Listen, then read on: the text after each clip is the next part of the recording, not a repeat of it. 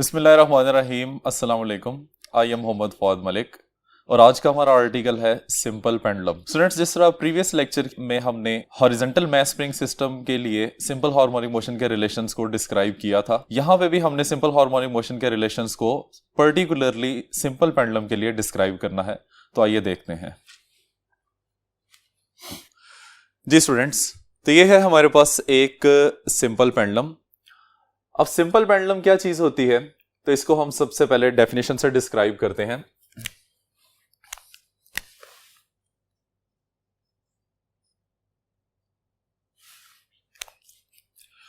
कहता है कि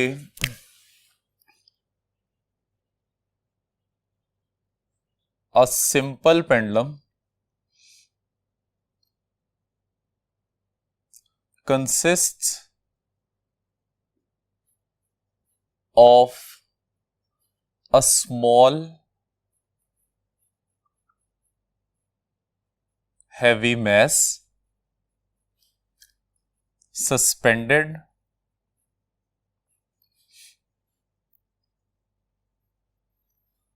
by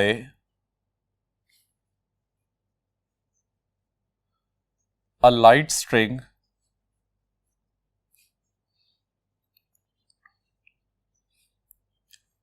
fixed at the upper end.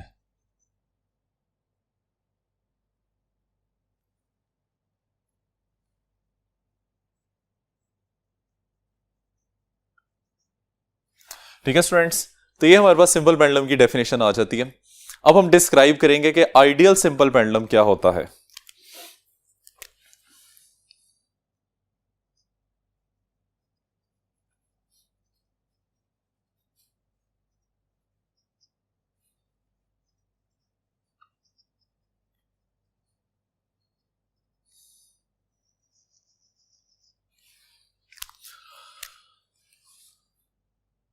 An ideal simple pendulum consists of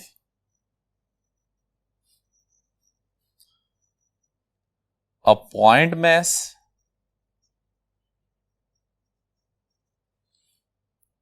suspended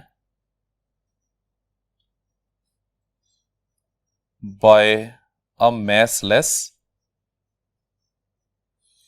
inextensible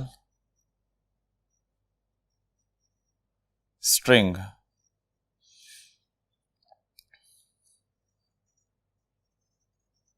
fixed at a rigid and frictionless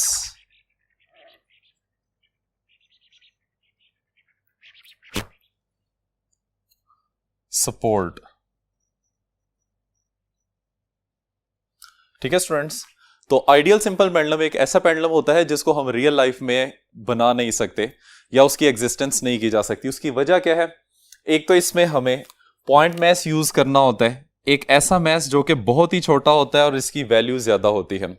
number 2, मैसलेस in extensible string. अगर आप string की कोई भी length ले लें तो उसमें डेफिनेटली मैस एग्जिस्ट करेगा, तो ये कंडीशन भी डेली लाइफ में अचीव नहीं की जा सकती। और स्ट्रिंग जो है वो फ्लेक्सिबल नहीं होना चाहिए। ठीक है, और नंबर 3 पे वो कहते हैं कि रिजिड सपोर्ट होनी चाहिए और वो फ्रिक्शनलेस होनी चाहिए। तो स्टूडेंट्स, आप लोगों को ये बात पता है कि जब भी आप फ्रिक्शनलेस की बात करते हैं तो वहां पे फिर नॉट नहीं लगाई जा सकती, हम इसको सस्पेंड नहीं कर सकते। तो ये वो कंडीशंस हैं जिनकी वजह से हम क्या नाम देते हैं, इस पेंडुलम को आइडियल पेंडुलम का नाम देते हैं, जो कि रियल लाइफ में एग्जिस्ट नहीं करता। अब स्टूडेंट्स आए इस पेंडुलम की तरफ। ये हमारे पास एक मैस है, इस मैस को नाम दिया जाता है बॉब ऑफ सिंपल पेंडुलम।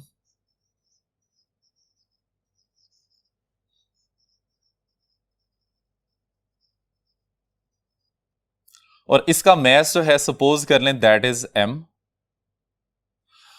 हमने इसको जिस थ्रेड से हैंग किया हुआ है उसकी लेंथ जो है वो from the point of suspension to the centre of gravity of the bob होती है। ठीक है, तो इस तरह से नहीं करना कि यहां आप हुक से जो है इसकी लेंथ को मेजर करना शुरू कर दें और इस बॉब के सरफेस तक लें, तो इसमें रेडियस ऑफ द बॉब भी इंक्लूड होता है, ठीक है। अब वो कहता है कि अगर इस सिस्टम को हम इसकी मीन पोजीशन से डिस्प्लेस करके किसी सर्टेन एक्सट्रीम पोजीशन के ऊपर ले जाके वहां से रिलीज करते हैं, तो रिलीज करने के बाद ये सिंपल हार्मोनिक मोशन परफॉर्म करना शुरू कर देगा। अब स्टूडेंट्स इसमें अगर हम देखें तो इनिशियली जब बॉब रेस्ट पोजीशन में है, तो रेस्ट पोजीशन में इसके ऊपर दो फोर्सेस एक्ट कर रही हैं। एक फोर्स तो डायरेक्टेड वर्टिकली डाउनवर्ड, जिसको हम क्या नाम देते हैं, वेट ऑफ द बॉब का नाम देते हैं, ठीक है। और सेकेंडली स्ट्रिंग के अंदर वर्टिकली अपवर्ड, जिसको हम टेंशन का नाम देते हैं। इनिशियली चूंकि सिस्टम इक्विलिब्रियम में होता है, इस वजह से ये दोनों फोर्सेस एक दूसरे के इक्वल होती हैं और हम कह सकते हैं कि मीन पोजीशन के ऊपर टेंशन और वेट दोनों एक दूसरे के इक्वल होते हैं। लेकिन जैसे ही आप इस बॉब को डिस्प्लेस करते हैं from its mean position at a certain angle theta, तो वो कहता है कि वेट तो वर्टिकली डाउनवर्ड ही एक्ट करता रहेगा और साथ में टेंशन वो भी along the string he act करती रहेगी। लेकिन अब ये दोनों स्ट्रेट लाइन में एग्जिस्ट नहीं करते। हम क्या करते हैं, हम वेट को उसके कंपोनेंट्स में रिजॉल्व कर लेते हैं। वेट को जब आप उसके कंपोनेंट्स में रिजॉल्व करेंगे, तो अगर ये वाला एंगल थीटा है, तो ये जो एंगल यहां पे बन रहा है दैट इज ऑल्सो थीटा। और यहां से अगर आप देखें तो थीटा के साथ वाली साइड हमेशा हॉरिजॉन्टल कंपोनेंट होती है, इसको हम wx लिख सकते हैं, which is equal to mg cos of theta. और थीटा के सामने वाली साइड उसको हम वर्टिकल कंपोनेंट कहते हैं, that is wy which is equal to mg sin of theta. अब स्टूडेंट्स अगर हम इस डायग्राम को गौर से देखते हैं तो हमें यह पता चलता है कि ये कंपोनेंट जिसको हमने wx या mg cos थीटा का नाम दिया है, ये टेंशन के एग्जैक्टली ऑपोजिट है। तो इस वजह से ये टेंशन की वैल्यू को बैलेंस कर देगा, ठीक है। इसका मतलब है हम ये कह सकते हैं कि horizontal component of the weight is balanced by the tension, ये टेंशन से बैलेंस हो जाता है। अब सिंगल यहां पे कंपोनेंट वेट का बचता है, that is the vertical component which is mg sin theta. और स्टूडेंट्स आप लोग देख सकते हैं कि इसकी डायरेक्शन जो है वो मीन पोजीशन की तरफ है। तो इसका मतलब ये हो गया कि सिंगल फोर्स जो कि सिस्टम में एग्जिस्ट करती है, जो कि सिस्टम को दोबारा उसकी मीन पोजीशन की तरफ लाने की कोशिश करती है, वो कौन सा कंपोनेंट है, वेट का y वाला कंपोनेंट, जिसको हम mg sin थीटा का नाम देते हैं। और वो फोर्स जो कि सिस्टम को दोबारा उसकी मीन पोजीशन पे लाने की कोशिश करती है, उसको हम क्या नाम देते हैं, रीस्टोरिंग फोर्स का नाम देते हैं। तो स्टूडेंट्स यहां पे mg sin थीटा जो है रीस्टोरिंग फोर्स को रिप्रेजेंट करेगा, ठीक है। तो हम इसको डिस्क्राइब कर सकते हैं as restoring force. Restoring force को स्टूडेंट Fr से रिप्रेजेंट किया जाता है और इसकी वैल्यू अप्लाइड फोर्स में मैग्नीट्यूड के इक्वल, जबकि डायरेक्शन में ऑपोजिट होती है। और ऑपोजिट डायरेक्शन की वजह से हम यहां पे नेगेटिव साइन लगा देंगे, तो ये बन जाएगा mg साइन ऑफ थीटा। उसके बाद वो कहता है कि from second law of motion, F की वैल्यू किसके इक्वल होती है, ma के इक्वल होती है। इसको आप नाम दे दें इक्वेशन नंबर 1 का, इसको आप नाम दे दें इक्वेशन नंबर 2।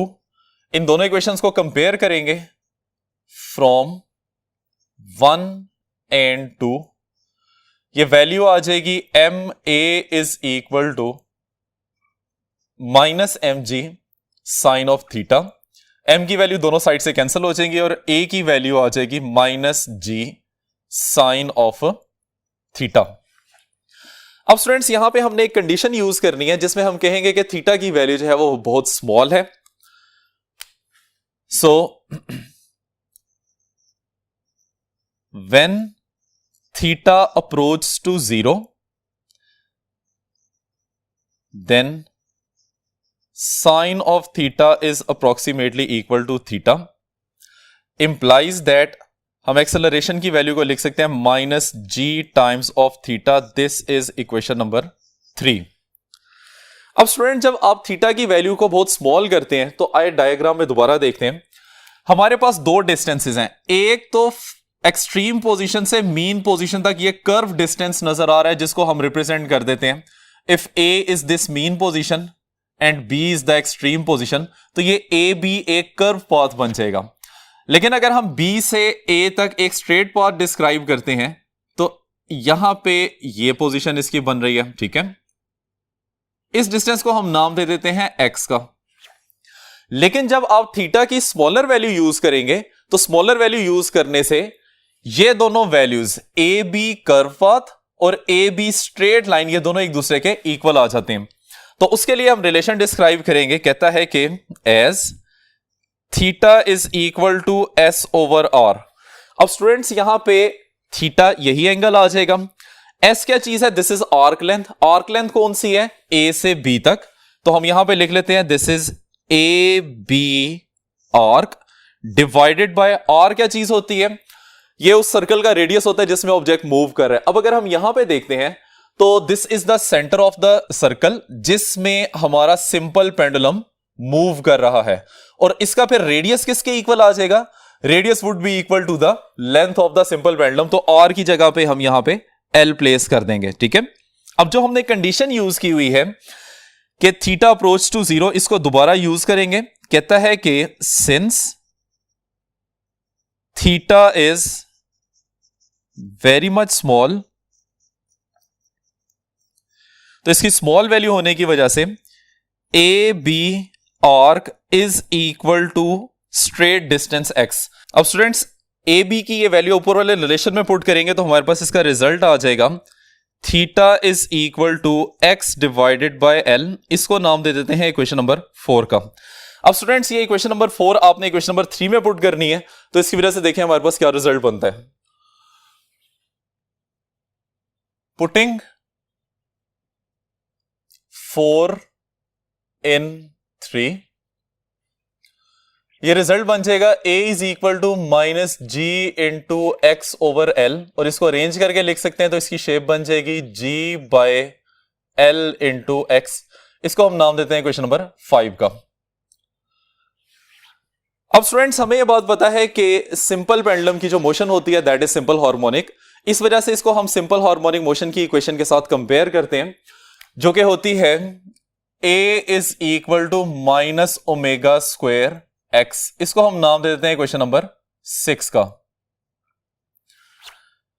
अब यहां से हमें वैल्यू मिलेगी एंगुलर फ्रीक्वेंसी की।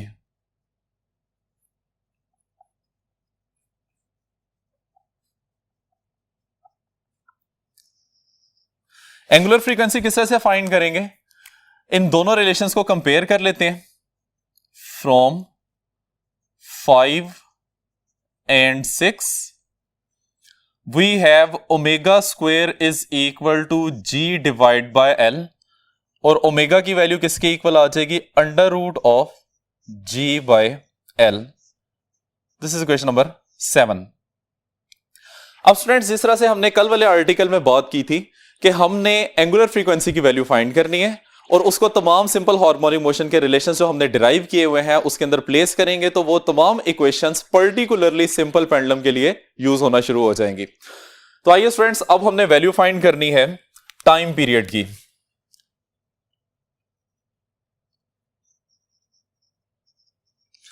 तो टाइम पीरियड का फॉर्मूला क्या होता है? टाइम पीरियड का फॉर्मूला होता है जी t is equal to 2 pi divided by omega. 2 pi as it is आ जाएगा। ओमेगा की वैल्यू क्या है? Under root of g divided by l, और अरेंज कर लेंगे तो इसके टाइम पीरियड की वैल्यू आ जाएगी 2 pi under root of l over g। This is the time period of a simple pendulum. इसके बाद हम फ्रीक्वेंसी की वैल्यू फाइंड करते हैं।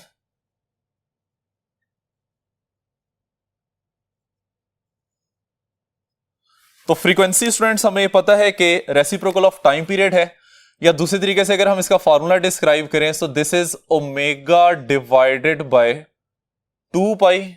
ओमेगा की वैल्यू इसमें पुट करते हैं तो 1 ओवर 2 पाई तो एज इट इज आ जाएगा।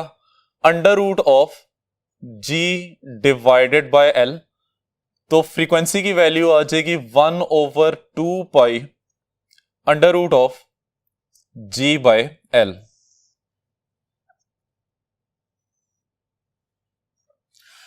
ठीक है स्टूडेंट्स, तो ये है हमारे पास फ्रीक्वेंसी की वैल्यू। इसके साथ एक छोटा सा शॉर्ट क्वेश्चन आता है कि डिफाइन सेकंड पेंडुलम या व्हाट इज सेकंड पेंडुलम। तो आइए देखते हैं कि ये सेकंड पेंडुलम क्या होता है।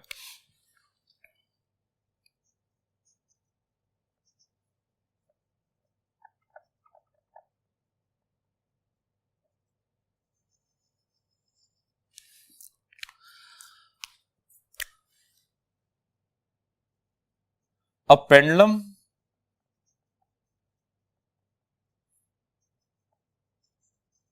whose time period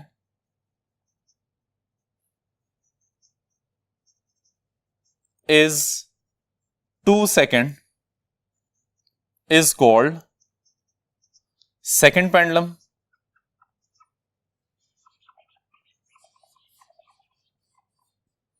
ठीक है स्टूडेंट्स, एक ऐसा सिंपल पेंडुलम जिसका टाइम पीरियड 2 सेकंड्स होता है उसको हम सेकंड पेंडुलम का नाम देते हैं।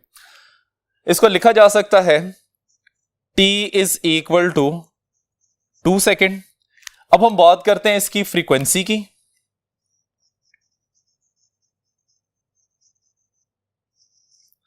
तो स्टूडेंट्स हमें यह पता है कि फ्रीक्वेंसी टाइम पीरियड का रेसिप्रोकल होती है विच इज 1 डिवाइडेड बाय 2 और फ्रीक्वेंसी की वैल्यू आ जाएगी 0.5 हर्ट्ज। अब स्टूडेंट्स सेकंड पेंडुलम की लेंथ कितनी होती है वो कैलकुलेट करते हैं। आइए देखिए,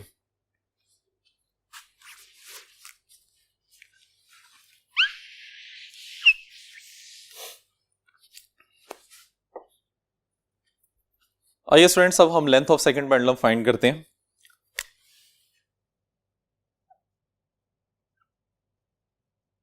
लेंथ ऑफ सेकंड पेंडुलम।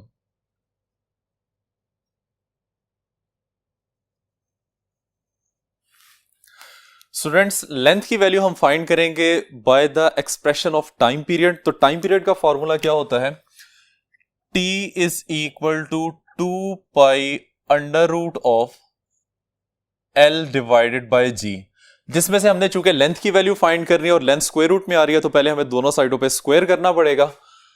तो स्क्वायरिंग बोथ साइड में हमारे पास वैल्यू आ जाएगी t square is equal to 4 pi square l divided by g, और l की वैल्यू सेपरेट कर लेते हैं तो ये वैल्यू आ जाएगी g multiply by t square. G यहां डिवाइड हो रहा था उधर जाके मल्टीप्लाई हो जाएगा और 4 पाई स्क्वायर यहां मल्टीप्लाई हो रहा है दूसरी तरफ जाके ये डिवाइड हो जाएगा तो 4 पाई स्क्वायर।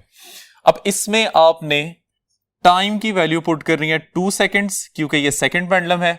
जी की वैल्यू ऑन अर्थ होती है 9.8 मीटर पर सेकंड स्क्वायर। ये वैल्यूज इसमें पुट करके सिंप्लीफाई करते हैं, ये बन जाएगा 9.8 into 2 square divided by 4 multiply by 3.14 whole square और उसका आंसर बनता है 0.992 मीटर। या हम इसको लिख सकते हैं, अगर आप इसको सेंटीमीटर में लिखना चाहते हैं तो सेंटीमीटर में इसकी वैल्यू बन जाएगी L is equal to 99.2 centimetre. ठीक है स्टूडेंट्स, तो ये length of the second pendulum आ जाएगी। आइए अब हम कुछ पैरामीटर डिस्क्राइब करते हैं कि time period of simple pendulum किन किन पैरामीटर पे डिपेंड करता है।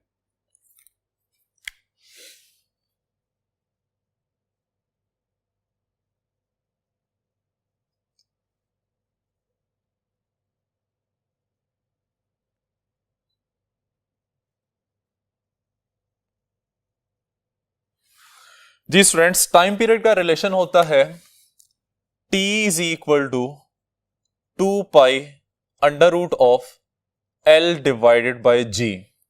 अगर हम इसको इस तरह से लिखें, 2 पाई की वैल्यू चूंकि कांस्टेंट होती है तो उसकी जगह पे कांस्टेंट लिख दें l divide by g।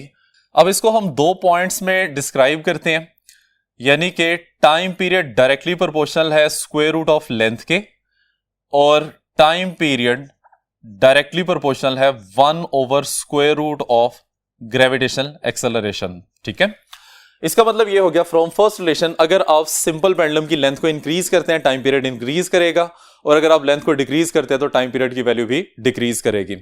Second relation के मुताबिक अगर आप ग्रेविटेशनल एक्सेलरेशन की वैल्यू को बढ़ाते हैं तो टाइम पीरियड की वैल्यू कम हो जाएगी, अगर आप इसको कम करते हैं तो टाइम पीरियड की वैल्यू बढ़ जाएगी। आइए अब इसको जरा देखते हैं। स्टूडेंट्स, ये हमारे पास एक सिंपल पेंडुलम है और simple pendulum initially rest position में है। पहले हम फर्स्ट रिलेशन यानी कि t is directly proportional to square root l, इसके इफेक्ट्स को स्टडी करेंगे। तो स्टूडेंट्स, इनिशियली हमारे पास जो लेंथ है l, इसके कॉरेस्पॉन्डिंग अगर हम टाइम पीरियड की वैल्यू देखें तो टाइम पीरियड की वैल्यू आपको नजर आ रही है, ठीक है। अब हम क्या करते हैं कि इस सिंपल पेंडुलम की लेंथ को इंक्रीज कर देते हैं। जब सिंपल पेंडुलम की लेंथ को इंक्रीज करने के बाद उसको फिर डिस्प्लेस करते हैं उसकी मीन पोजीशन से और कॉरेस्पॉन्डिंग स्टॉपवॉच से इसका आप टाइम नोट कर रहे हैं, तो आपको नजर आ रहा है कि अब टाइम की वैल्यू पहले वाले टाइम से ज्यादा हो गई है। तो इसका मतलब यह हो गया कि टाइम पीरियड लेंथ के बढ़ने की वजह से बढ़ जाता है। सेकंड जो हमारे पास रिलेशन है t is directly proportional to 1 over square root g, इसको डिस्क्राइब करने के लिए हम एक सिंपल पेंडुलम लेते हैं जिसका पहले हम टाइम पीरियड नोट करेंगे on the surface of the earth और बाद में फिर उसका टाइम पीरियड नोट करेंगे on the surface of the moon. तो पहले on the surface of the earth इसके टाइम पीरियड को कैलकुलेट करते हैं। तो स्टूडेंट्स, सिंपल पेंडुलम ऑसिलेट कर रहा है और उसका टाइम पीरियड हमने नोट किया और ये हमारे पास एक स्पेसिफिक वैल्यू उसकी आ गई है। अब जैसे ही हम इस पेंडुलम को सरफेस ऑफ द मून पे लेके जाते हैं तो वहां पे तो g की वैल्यू g/6 होती है। तो कॉरेस्पॉन्डिंग आप देख सकते हैं कि जैसे ही g की वैल्यू कम हुई है तो कॉरेस्पॉन्डिंग टाइम पीरियड की वैल्यू इंक्रीज हो चुकी है, जो कि हमें स्टॉप वॉच की रीडिंग से पता चल रहा है। आइए स्टूडेंट्स, अब हम वो पैरामीटर्स देखते हैं जिसके ऊपर time period of simple pendulum depend नहीं करता।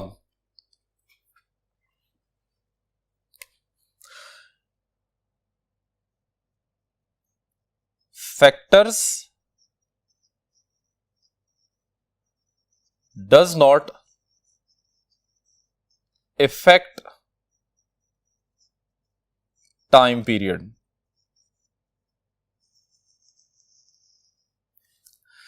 नॉर्मली जो इसमें पैरामीटर कंसीडर किए जाते हैं उसमें आ जाता है नंबर 1 पे मैस ऑफ द बॉब और नंबर 2 पे amplitude of vibration.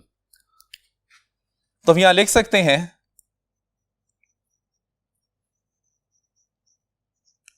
Time period does not depend upon the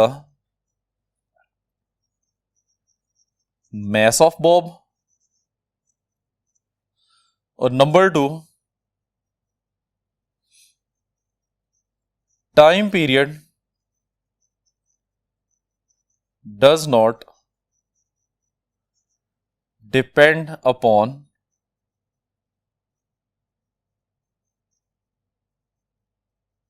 amplitude of vibration.